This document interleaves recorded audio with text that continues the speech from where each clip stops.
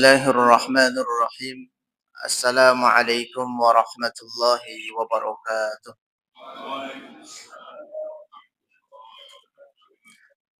الحمد لله والشكر لله والصلاة والسلام على رسول الله الذي لا نبي بعد. لا حول ولا قوة إلا بالله. اللهم لا علم لنا إلا ما علمتنا إنك أنت العليم الحكيم. اللهم أئنا على ذكرك وشكرك وحسن عبادتك. أما بعد. الحمد لله الذي أحيانا بعدما أماتنا وإليه النشور. Ma'asyiral muslimin, bapak-bapak, ibu-ibu, dan juga jajaran-jajaran para alim ulama tentunya, para tokoh-tokoh masyarakat cerdik pandai, jajaran pengurus masjid, hadirin wal hadirat, jamaah salat fardu subuh yang dimuliakan Allah Subhanahu wa taala.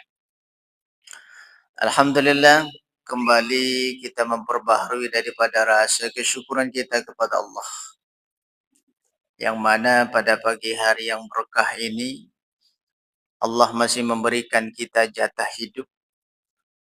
Allah masih membangunkan kita setelah mematikan kita beberapa saat. Walaupun pada pagi hari ini sudah banyak lagi yang mau mati lagi. Ya, ini karena cuaca dan juga faktor bulan Ramadan. Walaupun matanya terpejam, tapi hatinya terbuka. Nanti kalau yang tertidur, tak payah kita bangunkan, Pak. Kita selesai pulang. Alhamdulillah, kemudian salawat beriringkan salam senantiasa kita aturkan ke junjungan kita, yakni ya Rasulullah Sallallahu Alaihi Wasallam, yang berlafazkan Allahumma salli ala Sayyidina Muhammad wa ala ali Muhammad. Assalamu alayka ya Rasulullah. Bapak Ibu yang dimuliakan Allah, kita sudah memasuki hari yang ketiga. Nggak tahu kalau di masjid ini hari yang keempat ini Pak. Nah, sama ya. Berarti hari yang ketiga juga. Mana tahu lebih dulu dia puasa, sehingga lebarannya lebih lama. Ada yang lebih lama ataupun lebih lambat puasanya, lebarannya pengen cepat. Nah, ini masalah. Tapi Bapak Ibu yang dimuliakan Allah Subhanahu wa taala, salah seorang sahabat bernama Uqbah bin Amir radhiyallahu anhu, yang mana beliau ini adalah jajaran sahabat juga banyak mendengar langsung hadis dari Rasulullah sallallahu alaihi wasallam. Nah, di dalam hadis yang sangat singkat ini, hadisnya cukup pendek, tapi penjabaran dan pembahasan yang diuraikan oleh para ulama kita cukup panjang. Disampaikan oleh Rasulullah sallallahu alaihi wasallam, "Iyyakum bid-dukhuli 'alan nisa." Berhati-hatilah engkau, kata Nabi, ketika berdua-duaan dengan seorang perempuan. Nisa maknanya perempuan yang sudah dewasa. Kalau perempuan yang belum dewasa, itu tidak termasuk ke dalam kategori larangan di dalam hadis ini. Yang dimaksudkan oleh Nabi itu berhati-hati adalah orang yang tidak ada hubungan, baik ia masalah keluarga, baik ia masalah pernikahan, dan lain sebagainya. Maka salah seorang sahabat, laki-laki dari Ansar, rajulun min Ansar, laki-laki dari Ansar ini bertanya kepada Nabi, "Ya Rasulullah, afara'aitumul hamwa?"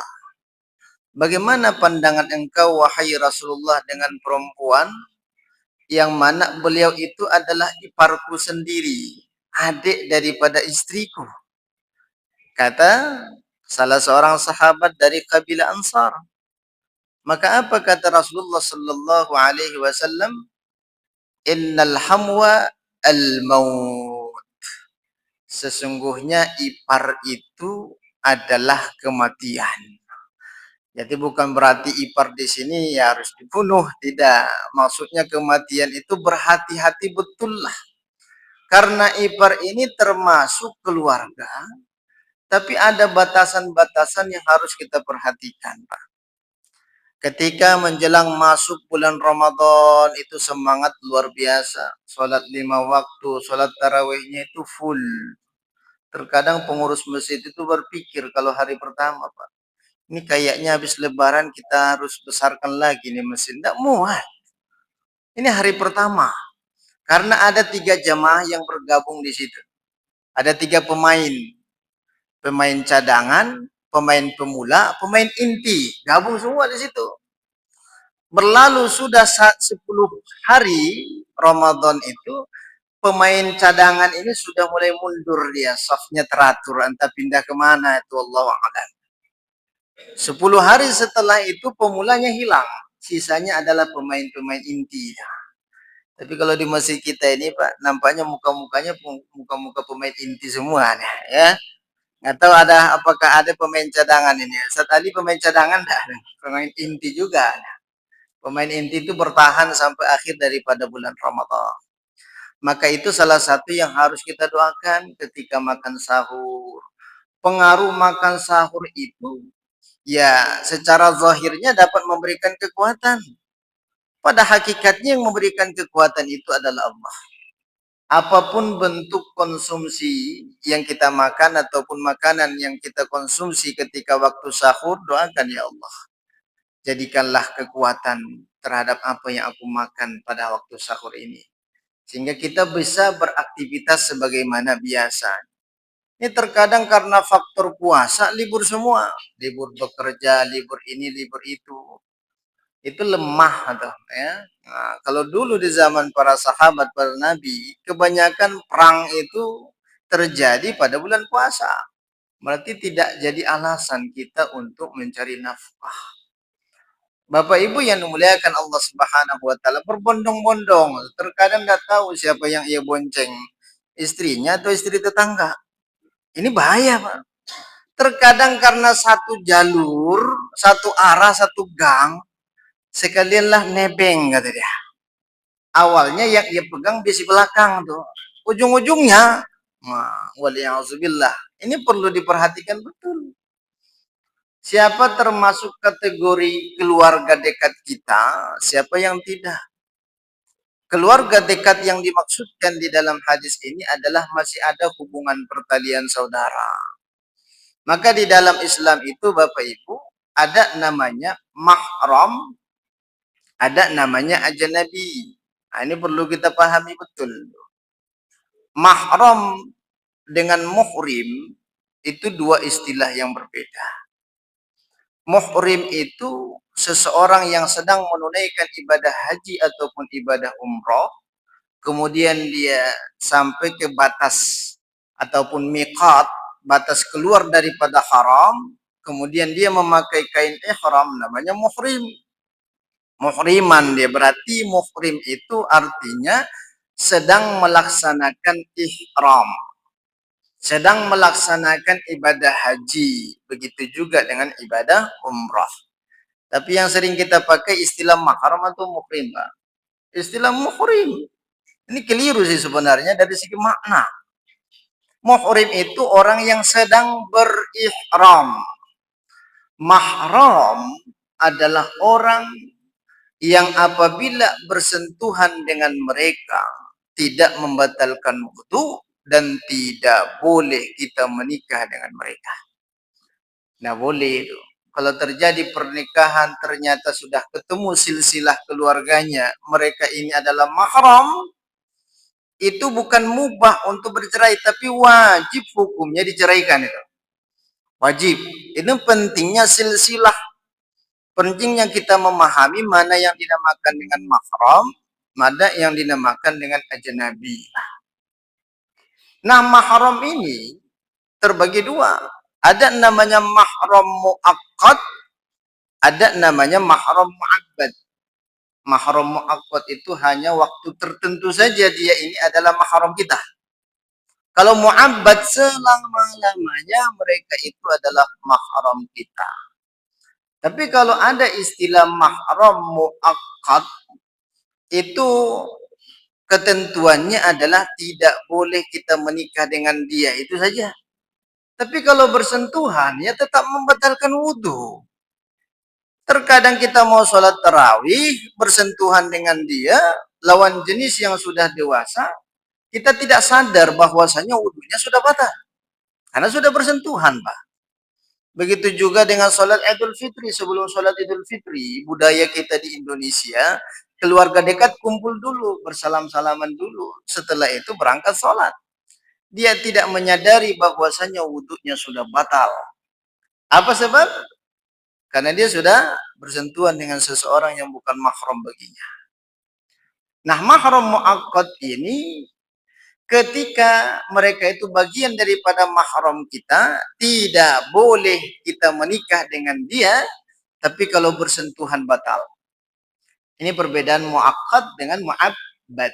Muakkad haram kita menikah dengan dia, tapi bersentuhan tetap batal. Bersentuhan tetap batal. Siapa mereka? Yang pertama adalah ipar kita. Kenapa dinamakan dengan mahram muakkad? Karena ipar ini tidak boleh kita menikah dengan dia apabila kakaknya masih menjadi istri kita. Beda cerita ketika istri kita sudah meninggal, itu yang lebih dianjurkan ipar untuk dinikahi, Pak. Karena masih ada hubungan emosional anak kita dengan adik mak kita. Ataupun adik mak daripada anak kita. Kalau di kampung itu dianjurkan, Pak. Meninggal istrinya, dicari adik istrinya apakah masih ada yang belum menikah. Itu dinikahkan sehingga anak-anak peninggalannya itu ya ada hubungan emosional dengan mak baru. Tapi yang tidak boleh itu mendoakan istri kita mati agar adiknya kita nikah. Tidak boleh itu. Kurang diajar kalau seperti itu, Pak. Ini hati-hati betul. Doa itu kembali kepada diri kita.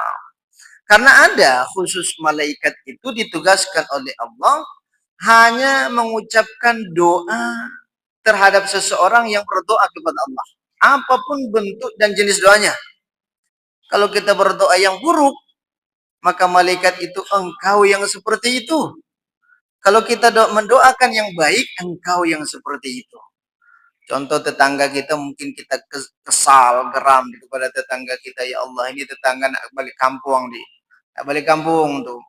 Jadikanlah ban motornya tuh kempes dan lain sebagainya. Apa kata malaikat? Motormu yang rusak, kata malaikat ya.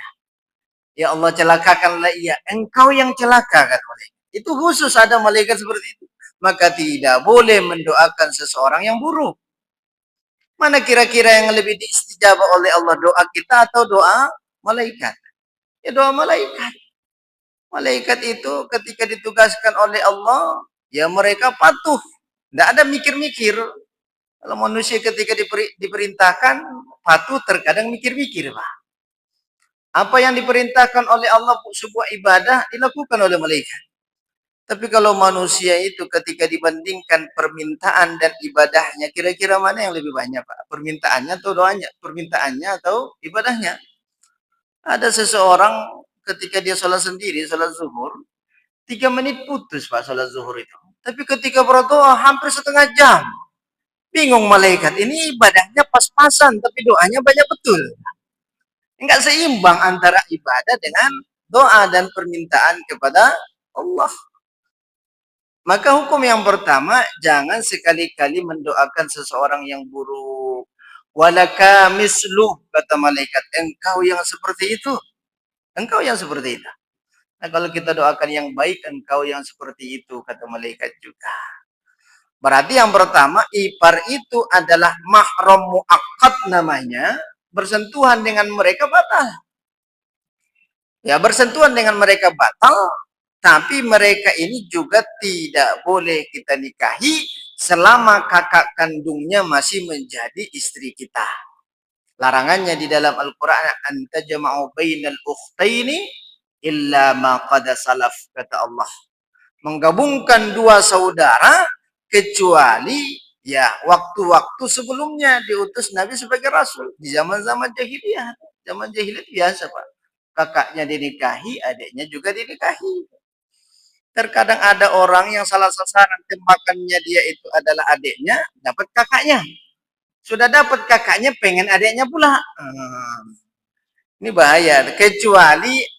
Kecuali istri kita sudah meninggal ataupun sudah terjadi perceraian. Ini terkadang karena dia sasarannya adiknya diceraikan istrinya, ini bahaya. Ya, Bang.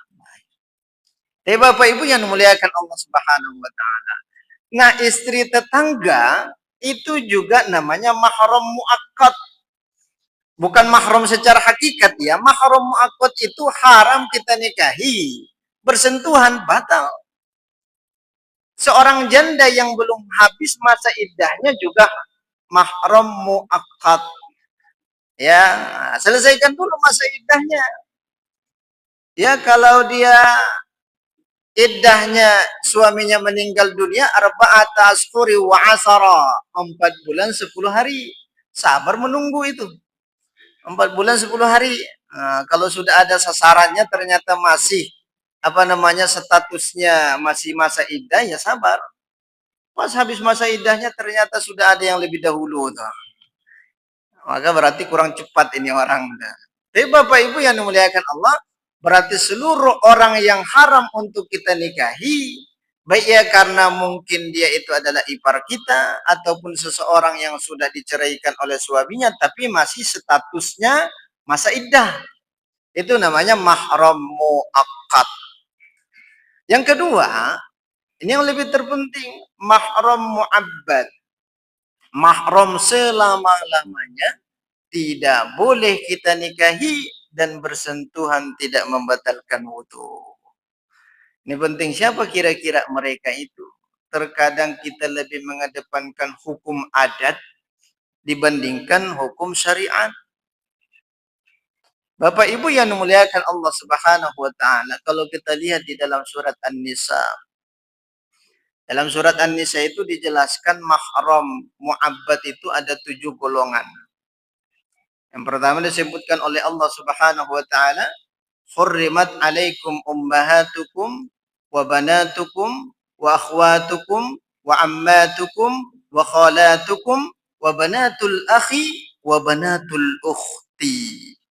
Ini 7 golongan ini kategorinya mahram mu'abbad li ajali nasabin. Berarti mahram mu'abbad ini ada karena nasab, ada karena pernikahan, ada karena persusuan.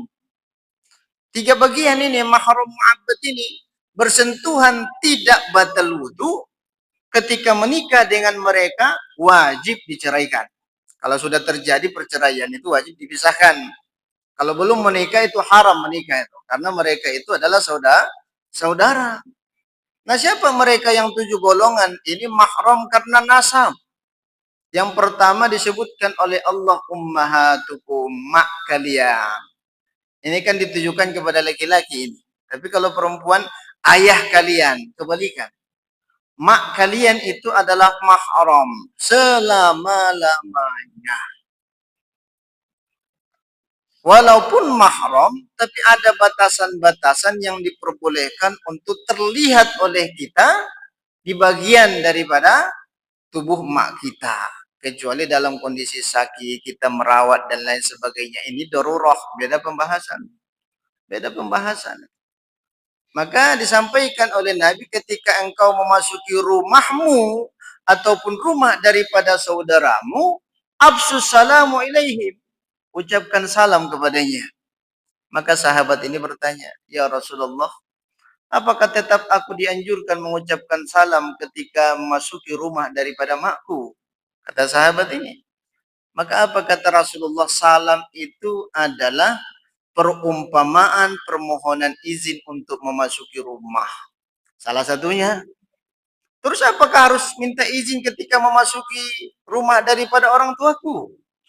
Maka apa kata Nabi? Terkadang makmu itu dalam kondisi yang tidak memungkinkan untuk terlihat oleh anak-anaknya. Mungkin lagi ganti baju dan lain sebagainya. Apakah engkau mau melihat aurat daripada makmu? Ya jelas aku malu ya Rasulullah, kata seorang anak yang sudah dewasa. Kalau seperti itu, maka ucapkan salam, itu adalah perumpamaan perminta izin. Kalau anak kita datang ucap salam masuk rumah kan, oh ini anak saya datang. Buru-buru dia, entah ngambil handuk, ngambil mukena, dan lain sebagainya. Ini etika yang diajarkan oleh Rasulullah Sallallahu Alaihi Wasallam. Ma ummahatukum wa banatukum, anak-anak kalian, anak-anak gadis kalian itu adalah mahram kita. Terjadi mahram ini terjadi apakah batal atau tidaknya apabila sudah dewasa ya. Bukan berarti dia guru ngaji, kemudian anak-anak muridnya itu banyak anak kecil, itu anak-anak SD, anak-anak TK. Ketika bersalaman menjelang masuk waktu Isya itu tidak batal wudu. Ya karena belum dewasa. Disebutkan di dalam hadis itu nisa, perempuan yang sudah dewasa. Yang pertama adalah mak kalian.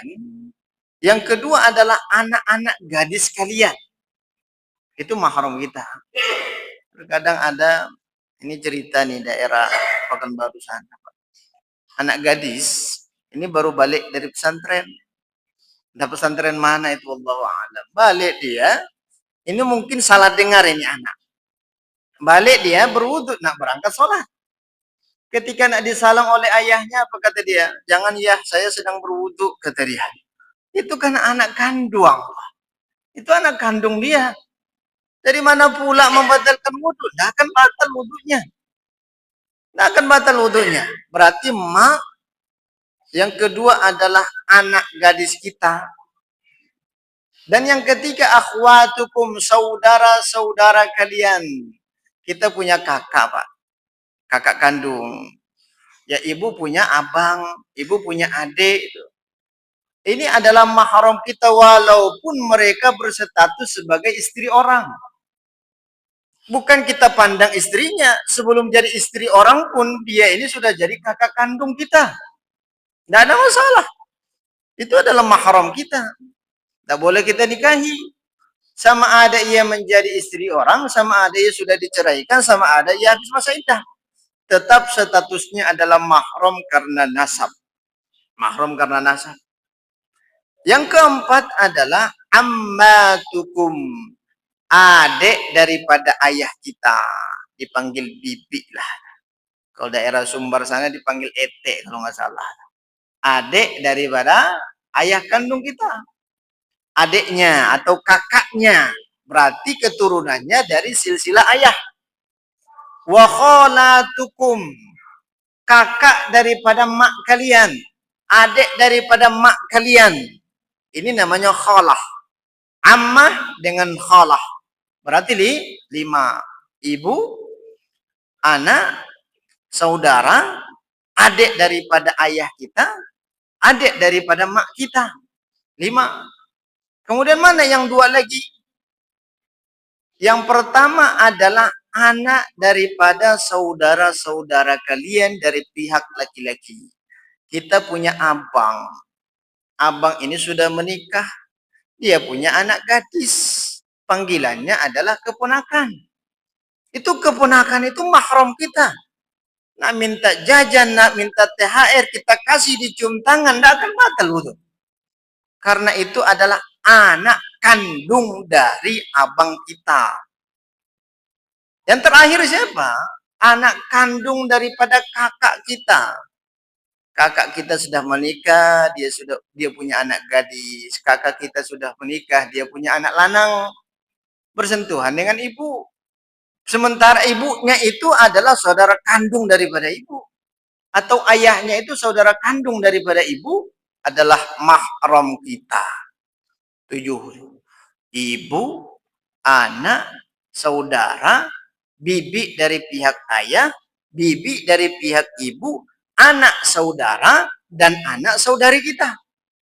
Ini yang 7 disebutkan di dalam Al-Quran. Muncul masalah baru. Masalah baru itu apa? Perbedaan antara sepupu dengan keponakan. Keponakan itu adalah anak kandung dari saudara kita. Kalau sepupu itu adalah anak kandung dari paman-paman kita. Itu sepupu, Pak. Ada yang berpandangan sepupu itu adalah mahram. Mahram dalam pandangan adat iya. Tapi kalau mahram dalam pandangan syariat itu tidak. Oke lah kalau kita berbicara masalah pernikahan. Ya ini kan sesuatu yang tabu. Seseorang menikah dengan sepupunya. Walaupun pada hakikatnya itu boleh. Ini perkara masalah bersentuhan tadi. Kita beranggapan sepupu ini adalah mahram kita. Gandeng tangan kemana-mana. Antara laki-laki perempuan berangkat ke masjid. Batal wudhunya. Batal. Karena sepupu itu bukan mahram. Datang jemaah bertanya, Pak Ustaz, sepupuku ini, darah ayah kandung saya mengalir kepada paman saya, darah paman kandung saya mengalir kepada anak gadis saya. Mengalir, kalau nggak mengalir itu mati itu orang. Ya karena ada aliran darahnya mengalir ke situ. Nggak ada kaitannya mengalir darah ataupun tidaknya. Itu konsep dasar di dalam Islam. Mana yang namanya mahram, mana yang dinamakan dengan ajnabi. Berarti ditegaskan betul di dalam Al-Quran bahwasanya sepupu itu bukan mahram. Sepupu itu bukan mahram. Biasanya orang-orang jahiliyah itu mereka menikahi daripada keponakannya pun mereka nikahi masa jahiliyah kok. Kemudian sepupu itu dalam pandangan jahiliyah tidak boleh. Aneh pula. Tidak boleh nikah dengan sepupu. Maka dibantahkan dengan ayat Al-Quran. Apa kata Allah kepada Rasulullah Sallallahu Alaihi Wasallam di dalam Al-Quran? Tidak mengapa, wahai Rasulullah, kata Allah, engkau menikah dengan ibnu ammika. Ibnun itu anak, bintun itu anak gadis. Ammun, paman kandung. Tidak mengapa, wahai Rasulullah, engkau menikah dengan anak daripada paman kandungmu, kata Allah. Itu kan untuk membantah persepsi orang-orang jahiliyah yang selama ini mengatakan sepupu itu adalah mahram. Berarti terbantahkan itu, Pak. Bukan termasuk mahram kita.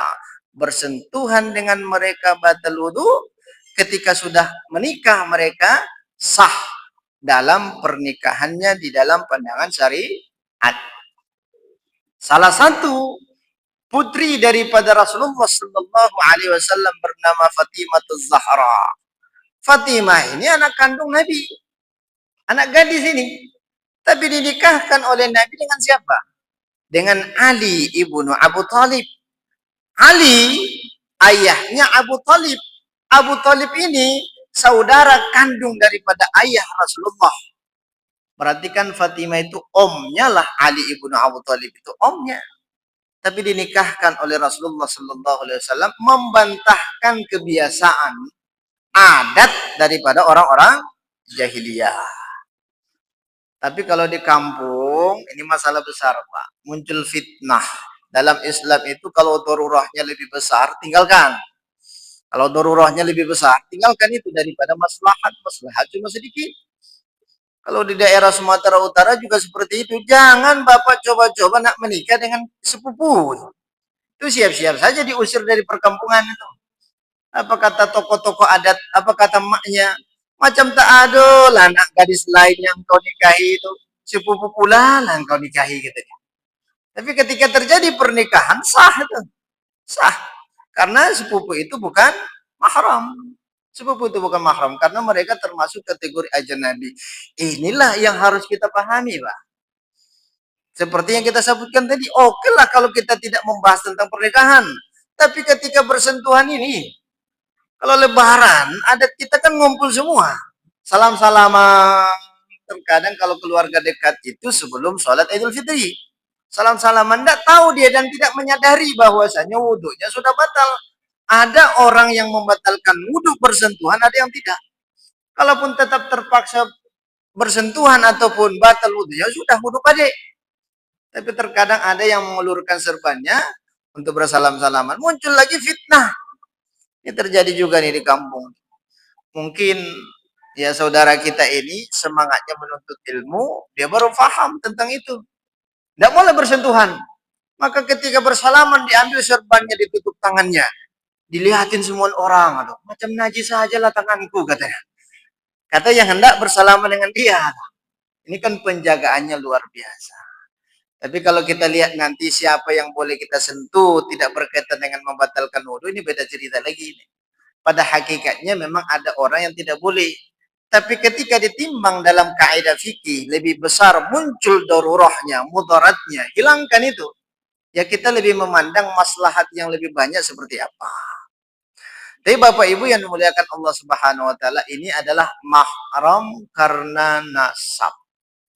Yang kedua, ini adalah namanya mahram karena pernikahan, li ajali al-musarahah, karena pernikahan.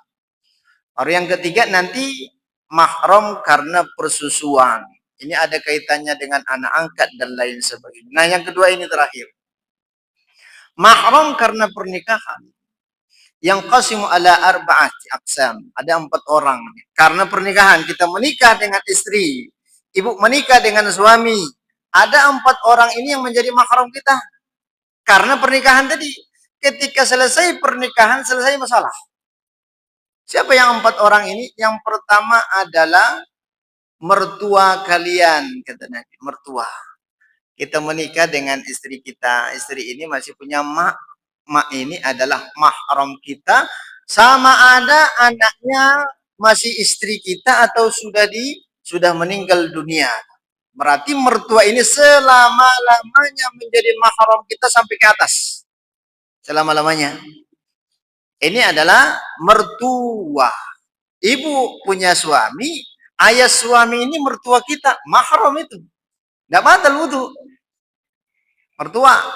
Yang kedua adalah istri daripada anak kita, suami daripada anak kita, menantu. Mantu kita itu mahram. Mertua, menantu. 2. Yang ketiga siapa? Anak daripada istrimu. Siapa pula anak daripada istri? Ya, berarti kita menikah dengan seseorang dapat bonus anak. Nah, berarti nikah 1 dapat 2. Nah, 1 istri, 1 jadi anak. Berarti itu menikah dengan janda.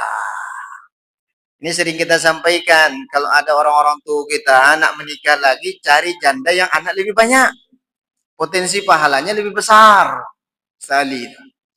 Ya, bukan dianjurkan jantung, bahaya besar.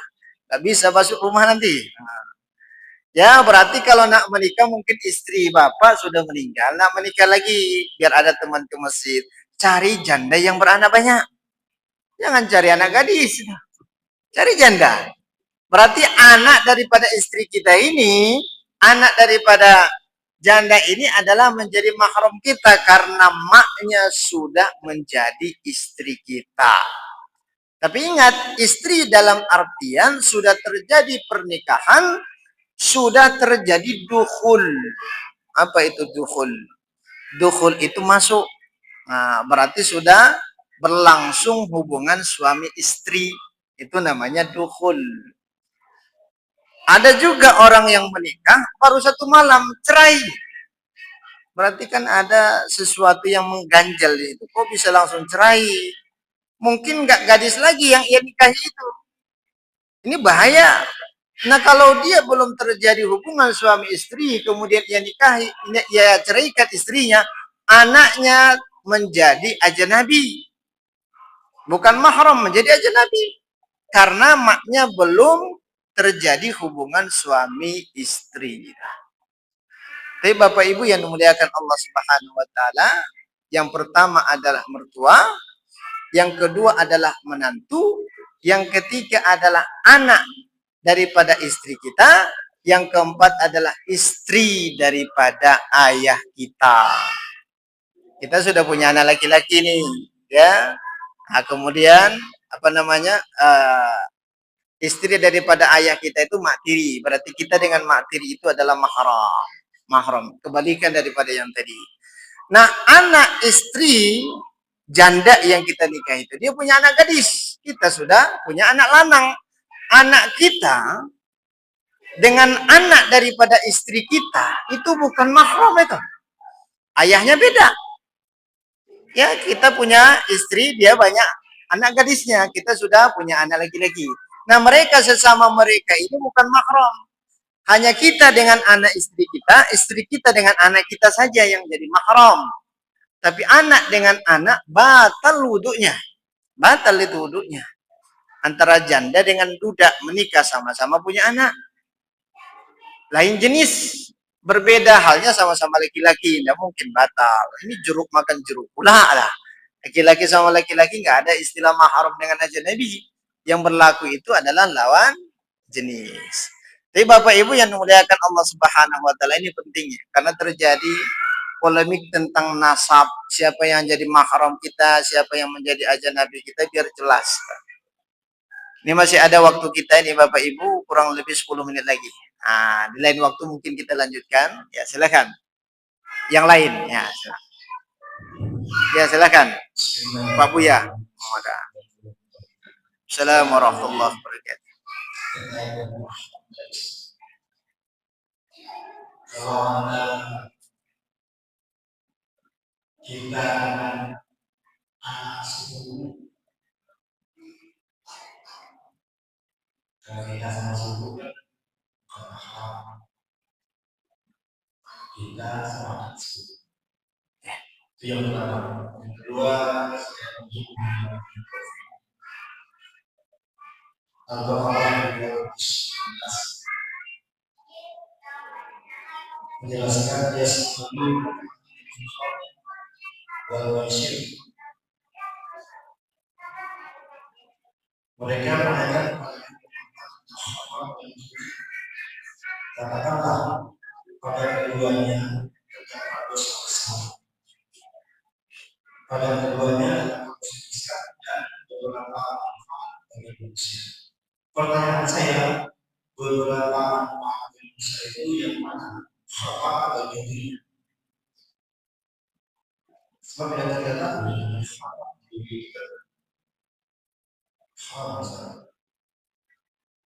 ini bukan tentang ya, tentang dosa. Kita tentu harus baca pada keduanya terdapat dosa besar dan beberapa manfaat bagi manusia. Baik.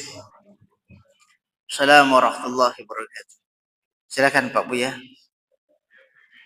Ya, lama-lama saja. Kita tidak ada sarapan ini. Ya, batal puasa. Ya.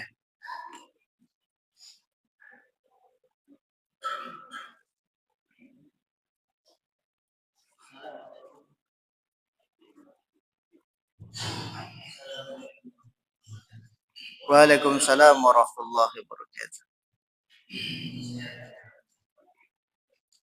Ada seseorang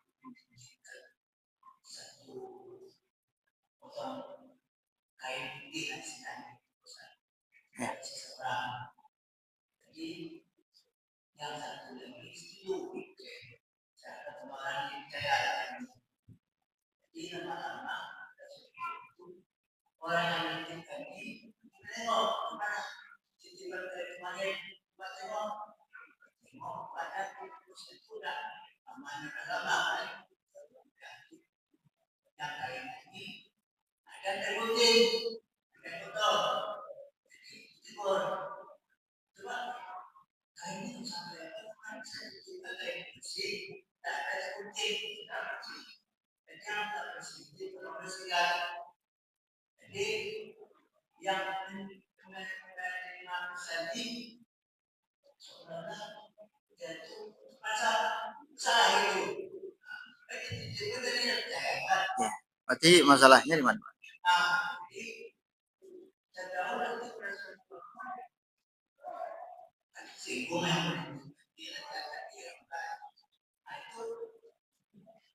Bagaimana itu dosa?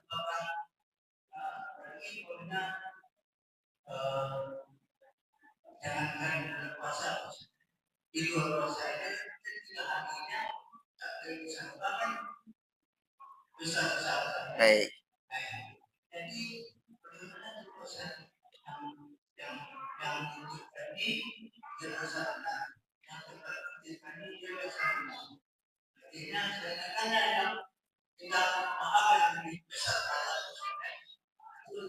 Baik, ya. Assalamualaikum warahmatullahi wabarakatuh. Ya.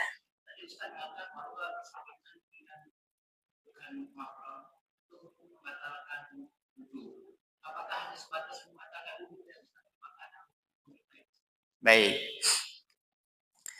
Yang pertama adalah masalah anak daripada sepupu. Garis keturunan sepupu saja itu sudah termasuk bagian daripada ajnabi. Ya, terlepas status mahram itu hanya sampai bibi doang. Hanya sampai daripada adik ayah kandung kita. Adik daripada ibu kandung kita. Sampai situ saja. Ke bawah naik satu level, anak daripada paman kandung kita statusnya sepupu. Sepupu itu adalah bukan mahram kita, ajnabi. Itu masih garis sepupu, lebih dekat daripada kita dibandingkan anak daripada sepupu kita. Itu makin jauh itu, makin jauh. Batasannya cuma sampai paman, cuma sampai bibi. Anak mereka ini tidak termasuk mahram lagi, apalagi cucu daripada paman kita. Berarti anak sepupu kita. Ini tidak termasuk mahram. Ya, mereka itu adalah ajnabi, batal. Yang kedua, ini perkara masalah khamar. Yas'alunaka 'anil khamri wal maisir, qul fihima itsmun kabir wa manafi'u lin-nasi wa ismuhuma akbaru min naf'ihima. Maka apa kata Allah, wahai kekasihku Muhammad, ketika ada ya sekelompok orang yang bertanya tentang keharaman masalah khamar dengan maisir. Maisir itu adalah suatu perbuatan yang memudahkan kita mendapatkan harta dan hilang daripada harta. Ini namanya maisir. Maisir itu kan kalau kita terjemahkan secara verbal itu artinya sesuatu yang mudah. Judi itu gitu, terkadang kita sudah numpuk 1 M, 1 menit setelah itu hilang. Berarti ada unsur taruhan. Ada unsur taruhan di situ. Maka kategorinya adalah judi. Kategorinya ataupun termasuk dalam pembahasan tentang maisir. Khamar dengan maisir ada proses tersendiri tentang pengharaman. Bukan berarti pada dasarnya dia itu halal. Dan seperti itu mafhum mukhalafahnya. Kenapa ada proses-proses tertentu di zaman Nabi ketika turun ayat tidak langsung disampaikan ini haram, ini halal, tidak Pak. Tapi diberikan dulu pemahaman kepada masyarakat, berikan dulu pemahaman kepada sahabat, sudah mereka bisa menerima, baru dijalankan syariat itu. Nah kalau kita di Indonesia ketika hendak dijalankan syariat, banyak umat Islam yang menentang. Anggota-anggota legislatif di pusat sana menentang mereka dijalankan syariat Islam. Seandainya syariat itu menjadi dasar aturan kita bernegara, jangankan manusia, Pak. Hewan saja terlindungi. Hewan saja terlindungi. Ya. Apalagi manusia. Yang terlihat oleh kita itu kan potong tangannya. Ya, yang dipotong tangannya itu yang korupsi. Ya, yang oplos dan lain sebagainya. Sampai situ aja pembahasan kita. Itu yang jadi masalah. Tapi kalau kita yang tidak mencuri, ya otomatis tidak terjaring kepada hukuman itu. Nah, khamar dengan maisir ada proses tersendiri, panjang permasalahannya. Ya, kenapa jadi sesuatu yang diharamkan? Khamar itu khamirul akli, dapat menghilangkan akal. Berarti makanan, minuman yang menyebabkan mabuk itu adalah sesuatu yang haram. Kalau dulu prosesnya panjang. Yang pertama turun ayat di situ. Yas'alunaka 'anil khamr. Masih ada manfaat. Biasanya orang Arab itu dibandingkan orang Indonesia tidak ada apa-apanya, Pak. Orang Arab itu ketika nak makan sedia dulu satu tempayan itu khamar dari dari gandum, dari kurma, sediakan dulu satu wadah besar tuh. Di setiap rumah itu memiliki khamar. Ya tambul dari makanan itu. Nah inilah manfaat untuk kesehatan. Dalam pandangan mereka yang sudah terbiasa minum itu dapat menguatkan tubuh. Tapi mereka tidak melihat mudarat daripada minuman itu seperti apa. Berarti manfaatnya itu kan dalam tanda kutip itu dapat meningkatkan daya tahan tubuh ketika mereka sudah terbiasa memakan dan meminum itu. Daerah-daerah Sumatera Utara sana, Pak, daerah Medan sana, Pak Haji pun masih minum daripada khamar itu. Maka kita buat sebuah penelitian. Saya membuat sebuah penelitian judulnya Analisis Maqasid Syariah terhadap konsep adat perkawinan tertentu di daerah Sumatera Utara. Salah satunya adalah adat mereka di sana, kebiasaan mereka di sana ketika nak menikah, itu tua harus sedia dulu satu jerigen itu. Tua. Minum tua tuh. Maka kita komunikasi dan konsultasi dengan tokoh-tokoh adat. Belum, ya. Kan kita tokoh adat tertentu juga, ya. Kita tanya, kenapa ada seperti itu disediakan? Maka apa kata mereka? Ternyata tua itu dapat menambah tenaga, energi untuk melaksanakan pesta. Dulu kan pesta kalau daerah sana 3 hari, 7 hari terkadang. Itu kan mudaratnya lebih banyak. Nah kita telusuri dulu, jangan langsung, ini haram. Nggak akan terbuka mereka untuk komunikasi dan konsultasi, nggak akan terbuka. Kita tanya dulu manfaatnya apa. Ternyata memberikan tambahan energi. Nah kita ganti. Setiap pernikahan ketika hendak menambah energi, kan sekarang sudah ada teh taluar. Teh taluar itulah gantinya. Nah inilah dalam pandangan kebiasaan itu ada manfaat kecil di dalam sesuatu yang diharamkan itu. Pada dasarnya seperti itu Pak Buya. Tapi kalau belakangan ini mereka itu sudah terjamah oleh ajaran Islam sehingga mereka tinggalkan. Tersisa ujung-ujungnya saja. Dan ujung-ujung ini juga kewajiban kita untuk memahamkan kepada mereka. Berarti itu kan salah satu contoh kecil daripada manfaat. Tapi ingat, dororotnya lebih besar. Maka kesimpulannya daripada ayat ini, segala sesuatu perbuatan yang kita lakukan lebih besar mudaratnya, tinggalkanlah. Apa salah satu contoh? Apa kira-kira salah satu contoh? Habis makan sahur kira-kira ngapain ini? Ya, ini jajaran ahli-ahli hisab. Ini mohon maaf. Ahli-ahli hisab itu. Terkadang kita memohon kepada Allah untuk diberikan hidayah. Hidayah itu sudah ada, Pak. Yang berat itu mempertahankan petunjuk yang Allah berikan kepada kita. Dari makan sahur sampai berbuka, kenapa kita kuat tidak merokok itu? Kuat kan? Ya. Tapi ketika makan atau berbuka, habis diteguk air putih, langsung dihidupkan satu batang. Nah, ini kalau bisa ditinggalkan, ya berangsur-angsur tinggalkanlah. Karena mudaratnya lebih besar. Ada pula yang ngeyel, Pak. Ini rokok itu dapat menyebabkan batuk. Nah, ada mungkin yang menyampaikan seperti itu. Apa kata dia? Kambing saja tidak merokok, tapi batukan juga, kata dia. Ini ngeyel ini orang, ini perlu diruqyah itu. Kalau udah seperti itu alasannya, Pak. Kambing saja tidak merokok, batukan juga, kata dia. Itu pembenaran daripada apa yang ia lakukan. Ya, sekilapa simpelnya seperti itu. Mungkin di lain waktu bisa ditelusuri secara mendalam. Yang ketiga, ini perkara masalah titipan. Nah, kalau kita lihat di dalam akad muamalah, ya, ada apa namanya tebusan dan lain sebagainya. Tebusan itu berupa lahan dan lain sebagainya. Saya minjam kepada engkau kurang lebih 100.000, tapi jaminan doman itu tebusan. Domannya itu adalah tanah satu kabling. Nanti kalau saya tidak sanggup untuk bayarnya, ambil saja itu tebusan. Boleh. Karena Nabi suatu saat hendak membeli gandum. Diceritakan di dalam sebuah riwayat. Dia belum ada duit ketika itu. Rasulullah memiliki perisai dan terbuat dari besi. Dar'um min hadid. Maka ia datang ke toko orang Yahudi. Ia jadikan domannya. Ia gadaikan itu perisai, kemudian mengambil beberapa gandum. Nanti kalau dapat duit itu akan ditebus lagi dar'un tadi, tebusan itu.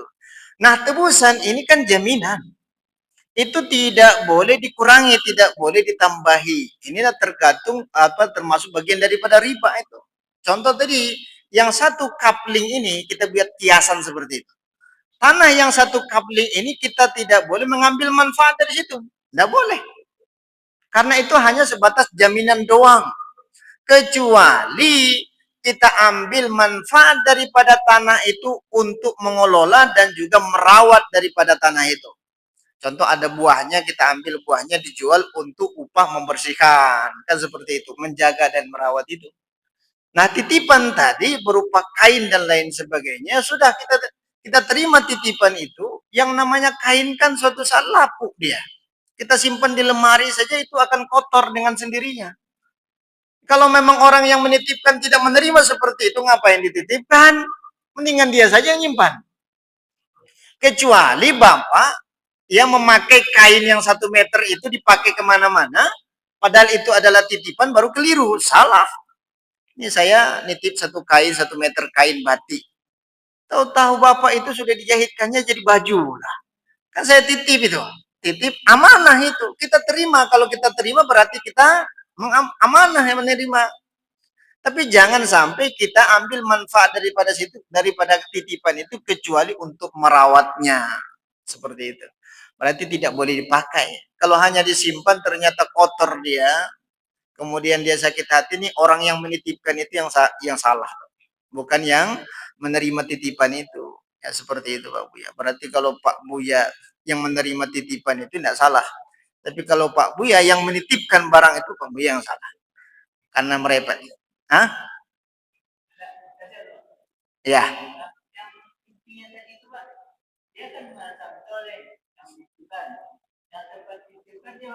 Ya, balikkan barang itu, kasih ke dia. Oh, ini kalau sudah masalah maaf memaafkan ini kan, ya, ya. Yang jelas tempat penitipan itu dia tidak mengambil manfaat daripada barang itu. Solusinya dan jalan keluarnya, ambil titipan itu, serahkan kepada dia. Terima ataupun tidaknya urusan dia. Kenapa dulu Bapak titipkan ke saya? Kalau dia sakit hati nggak memaafkan kita, yang paling terpenting Bapak Ibu hati kita, ya Allah.